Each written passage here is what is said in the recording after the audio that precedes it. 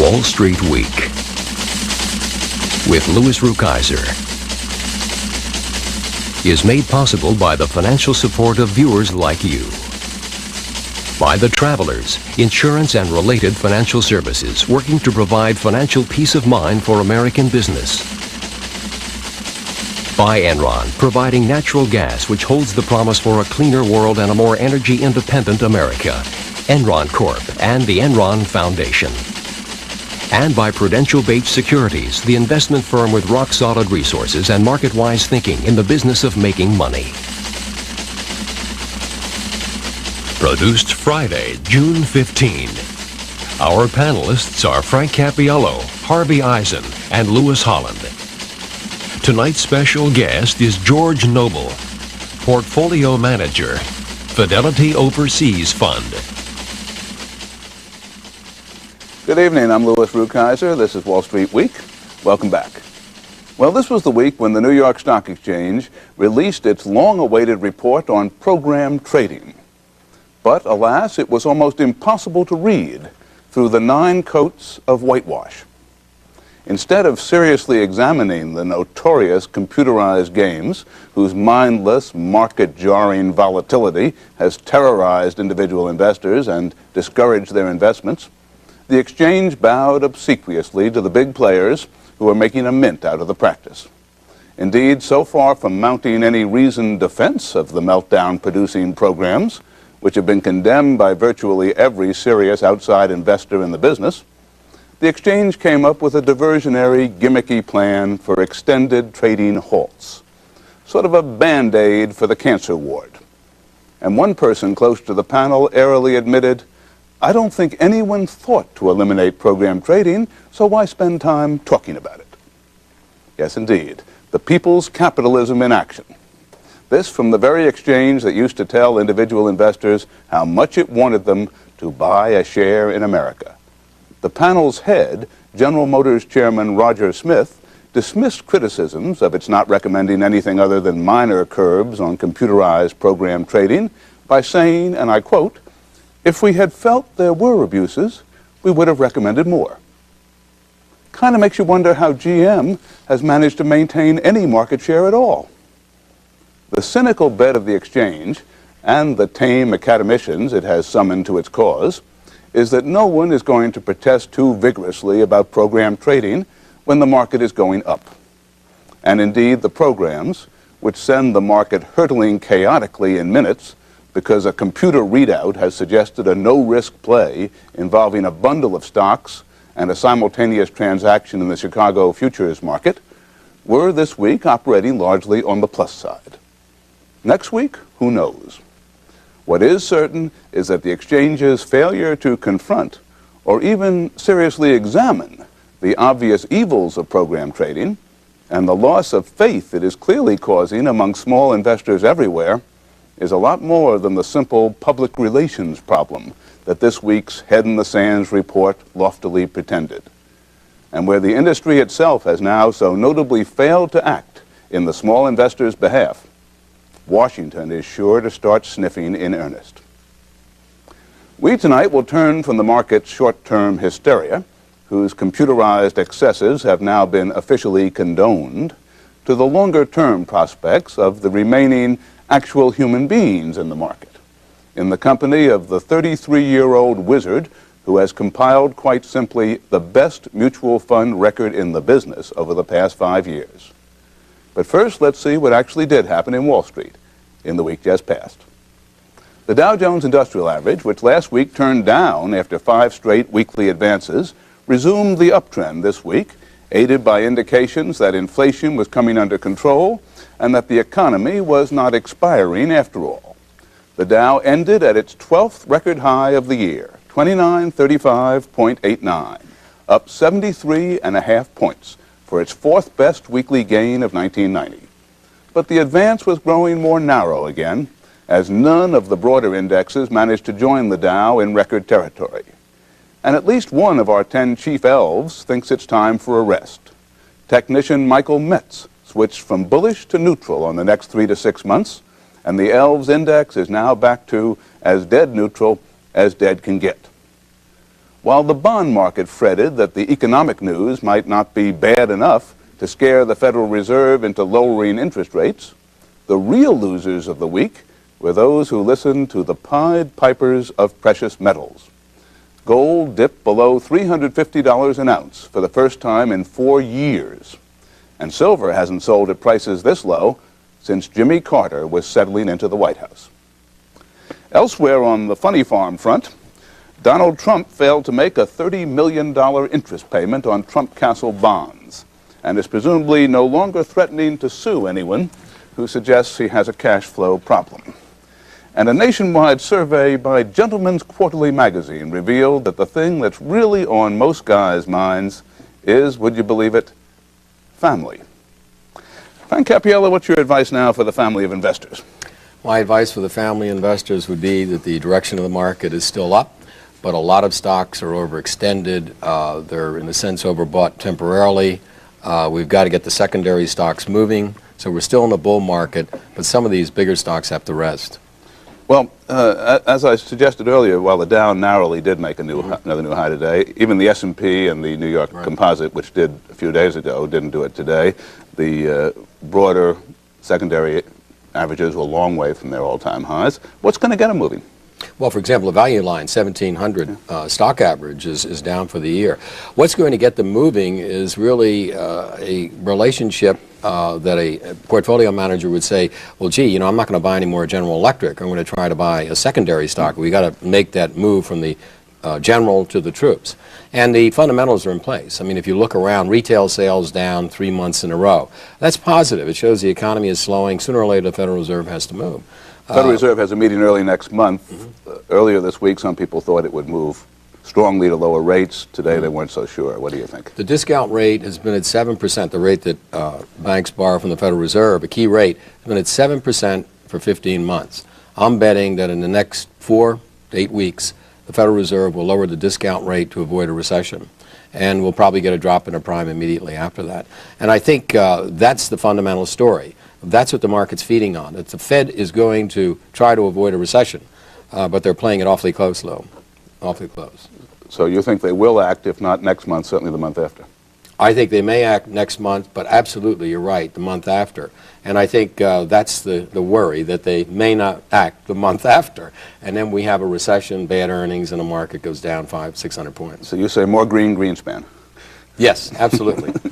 Harvey Eisen, do you agree with Frank that we are still on the uptrend? You've been a pretty good forecaster on the optimistic side. I think the good news is everybody is concerned about the market being too high and looking for a correction. I mean, I've been working on a stock for the last couple of weeks. I've been concerned about buying it. The company has a 23% return on equity. It dominates its market. It's got a multiple billion market cap.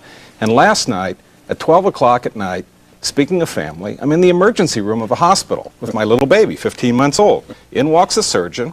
In one hand, he's got a suture with a needle. In the other hand, he's got some tape. The tape is made by Minnesota Mining. He puts the tape on and we walk out. That was it. This morning, I bought the stock. Full position for everybody. Tell us how your baby is.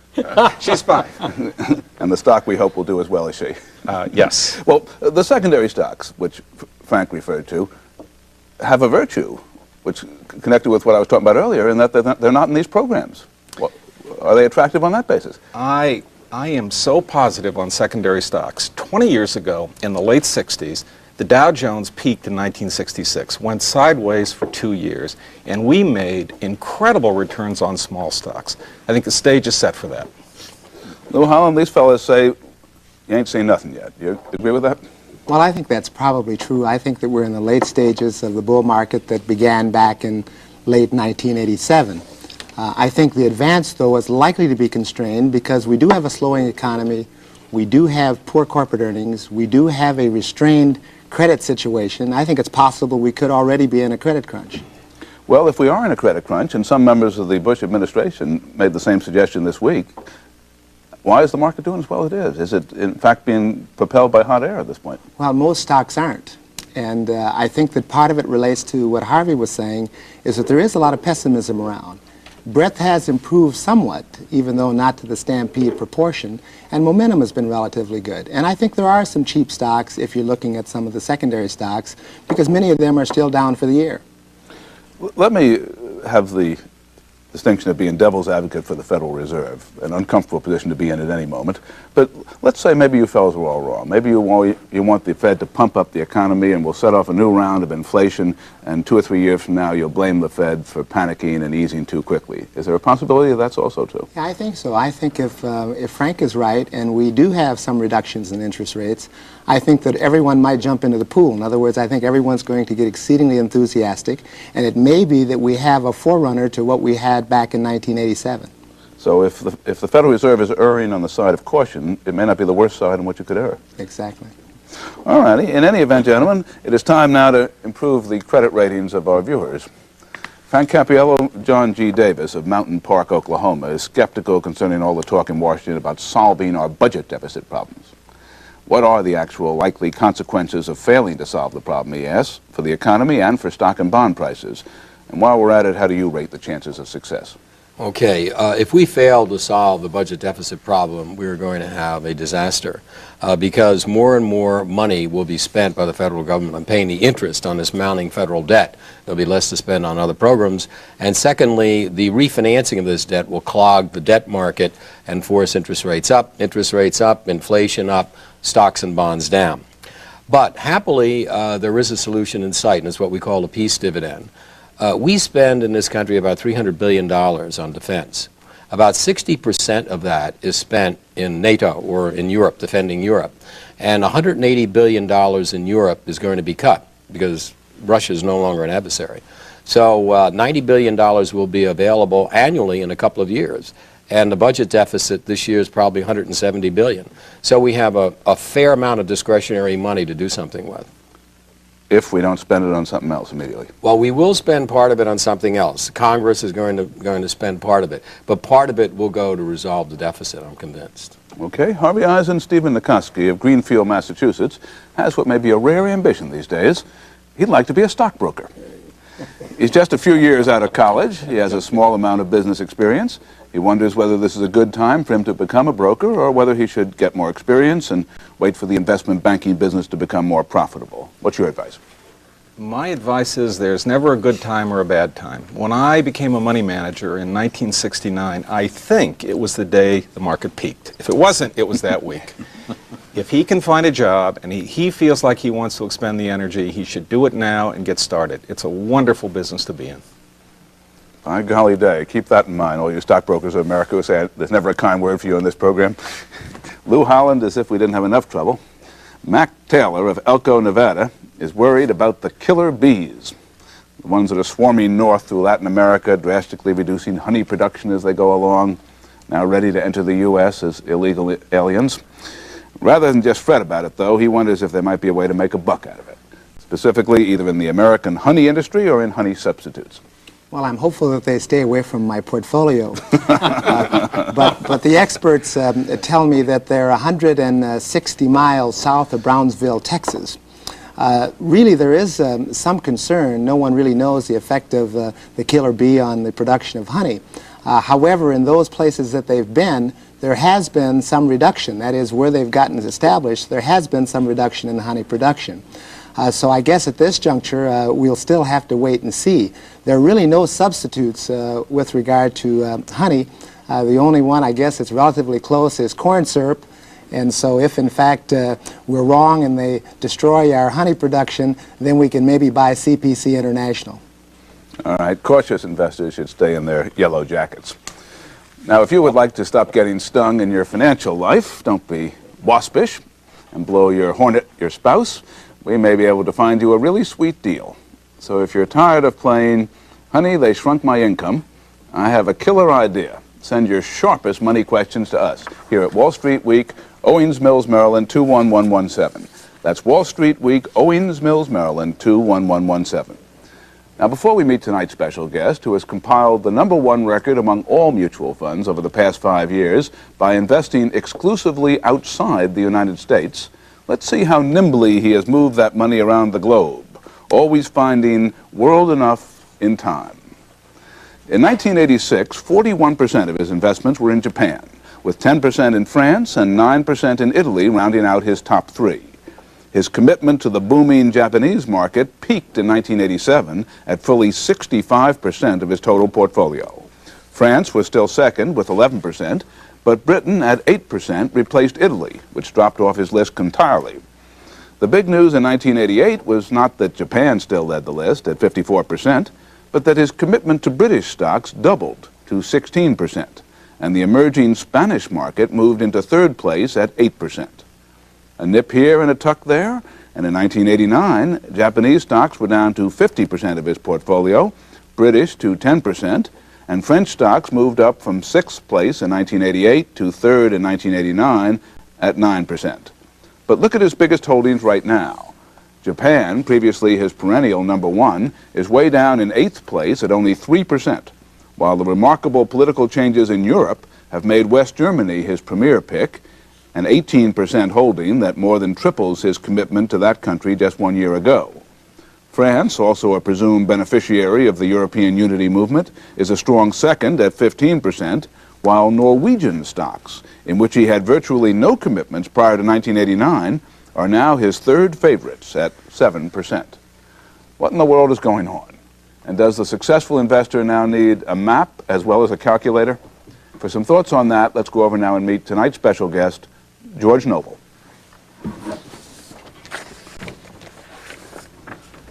George, welcome. Pleasure to have you in this part of the globe. Pleasure to be here, Lou. George Noble joined Fidelity Investments as a summer intern 10 years ago while still pursuing his MBA at Wharton, and he has never had another employer.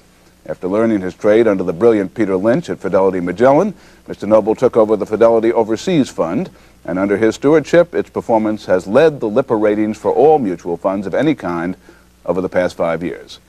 George, like a lot of people, you stayed a little too long at the Japanese party. You had 30% of your money there when the market started to crack early this year. Now you're down to 3%.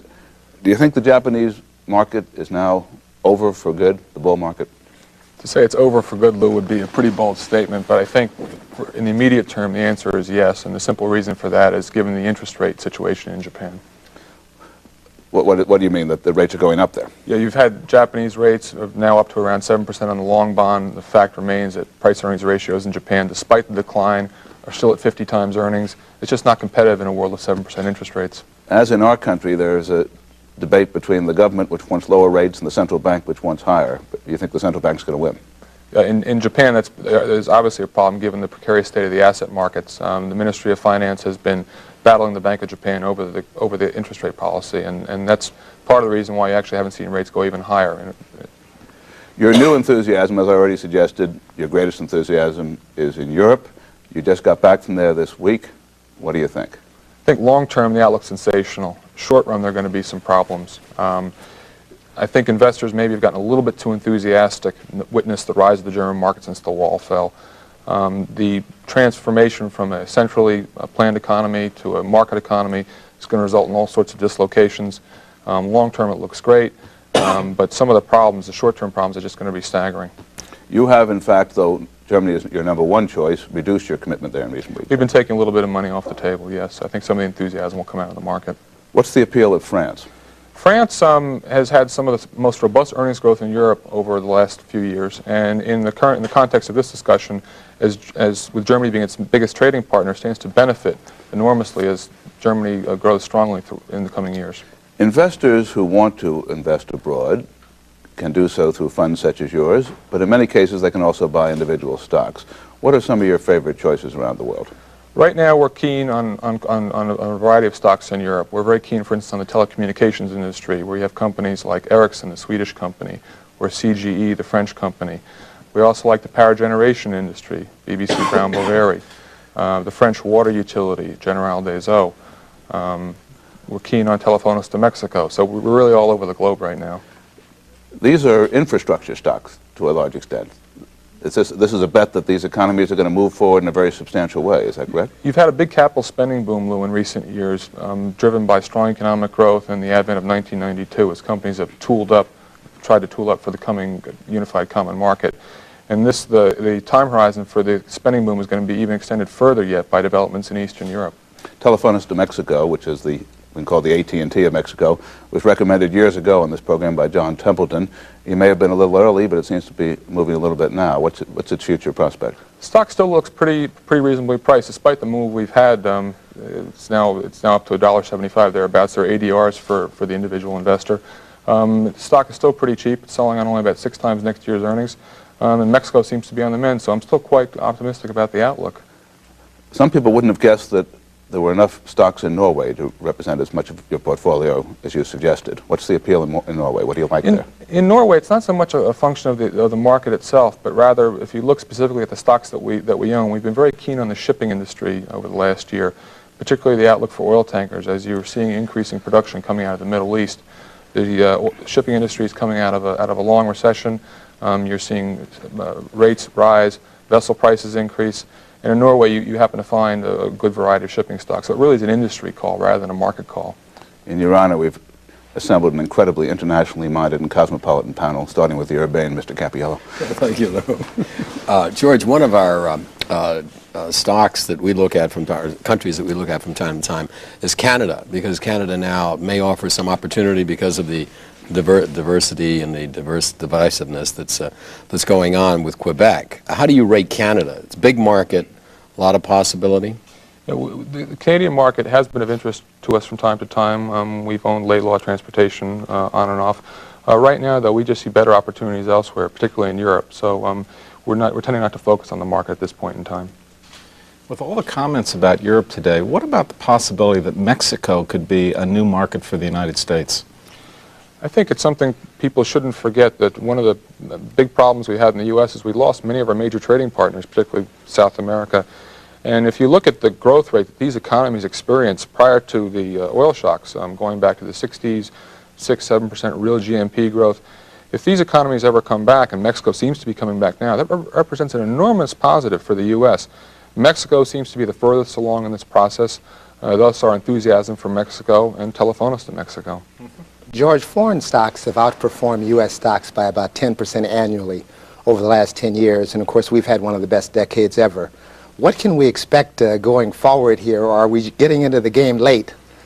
I think one shouldn't be too greedy. Trees don't grow to the sky, and we're going to have to come back to trend line somewhere along the way. I think going forward, though, one should continue to pay attention to the foreign markets, recognize that over the last 20 years, the U.S. as a percentage of total world market capitalization has gone from 2/3 to 1/3. So if you're restricting your investments to just the U.S., you're really missing out on 2/3 of the action. So I think every investor should be diversified, and hopefully he'll make some nice returns from the foreign markets as well. George, 2 things contributed to your spectacular performance over the past 5 years. One was your unique genius. The second was that the U.S. dollar was tumbling. Do you think the dollar will continue to fall against foreign currencies? I think from here, the movement in the dollar isn't likely to be too strong one way or the other. Or let's put it this way, to the extent it does move, I think those movements will be less dramatic than we've seen in recent years, and therefore manageable. Accordingly, I think we're better off focusing more on the markets themselves and the stocks themselves, and not worry so much about the currency. Would you have a general recommendation as to how much of the average investor's investment should be abroad? There are no hard and fast rules, but I think something in the order of 25% perhaps might be a good level. We've talked about much of the world, but you haven't had much good to say about anything in Asia. Is that deliberate? Not really. I think everything has its price. Japan we touched on briefly. We are keen on the ship repair companies in Singapore right now. But for instance, if you just look at Taiwan, which had gone up over 20-fold in the preceding 5 years, it's fallen 50% in the last 4 months. But Lou, even at these levels, the market's selling at 50 times falling earnings. I mean, there are twice as many brokerage firms as there are stocks in Taiwan right now. So Taiwan's a great economy, but the market, I don't know. Let's move from the free markets of Asia to the formerly tightly closed markets of Eastern Europe. How much of an opportunity is there for Americans there? It'll be some years before you can actually invest directly. So what I think one should try to do is invest in companies that can benefit from developments in those markets. And some of the infrastructure stocks, as an example, are prime examples. Some of the ones you mentioned earlier in Western Europe. The power generation, telecommunication. What European stocks should investors avoid? What kinds of stocks? I'm worried right now about cyclicals, airlines, Those tied to the chemicals. general economy. Yeah, we're at the point in the cycle where you're beginning to see some earnings disappointments, and any company that's got a leveraged balance sheet in a cyclical industry could have some trouble, I think. Do you have an estimate as to whether the American market will, in the near term, resume leadership over these markets? It's always a tough question. You know, at Fidelity, we try not to predict the market. Unfortunately, I'm in the position of having to pick 30 markets. It doesn't include investing in the U.S., but so I'll beg off that one. If you had to pick your favorite among all the foreign markets for next year, what would it be? I think as a long shot, probably Mexico. Well, LA. Thanks very much, George Noble. Thanks, too, to our panel. Hope you'll be back with us again next week. Then we're going to take a look at one of America's most troubled industries. My guest, George Salem, is a leading analyst of the nation's banks, and he'll be giving us an inside view on which ones now have more problems than deposits, and which ones, on the other hand, you can truly bank on. Your interest all along the way is insured. Meanwhile, this has been Wall Street Week. I'm Louis Rukeyser. Good night.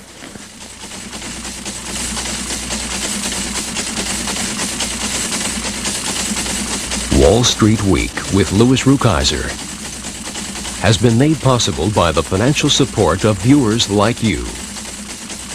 By the Travelers, insurance and related financial services working to provide financial peace of mind for over 40 million Americans. By Enron, providing natural gas which holds the promise for a cleaner world and a more energy-independent America. Enron Corp. And the Enron Foundation. And by Prudential Beach Securities, the investment firm with rock-solid resources and market-wise thinking in the business of making money. For a printed transcript of this program, send $5 to Transcripts, Wall Street Week with Louis Rukeyser, Owings Mills, Maryland, 21117. That's $5 to Transcripts, Wall Street Week with Louis Rukeyser, Owings Mills, Maryland, 21117. Wall Street Week with Louis Rukeyser transcripts are also available to subscribers of the Dow Jones News Retrieval Service.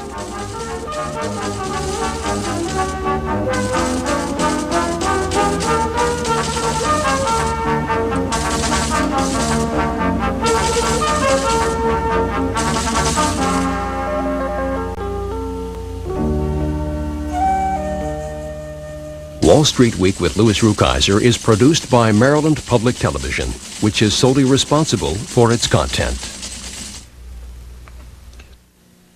The Chicago presentation of Wall Street Week is brought to you in part on behalf of Steinrow Mutual Funds, where a world of investment opportunities awaits you. Whether your investment goals are capital preservation, tax-free income, or long-term growth, the Steinrow family of commission-free mutual funds is ready to help.